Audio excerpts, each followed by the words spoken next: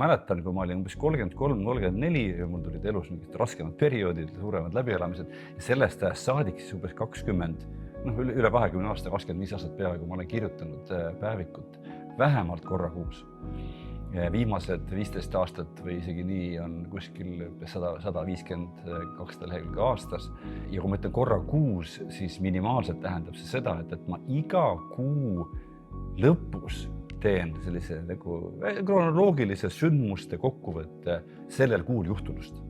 Ja näiteks, kui ma olen sel aastal seda teinud, esimesel poolel aastal, kui mul on olnud võrdlemisi madal energia, pole olnud väga eriti surtsu teha asju, mul on jäänud mulje, eriti kuu lõpus või ka poolaasta lõpus, et see on olnud selline maha visatud poolaasta või selline mõttetu kuu.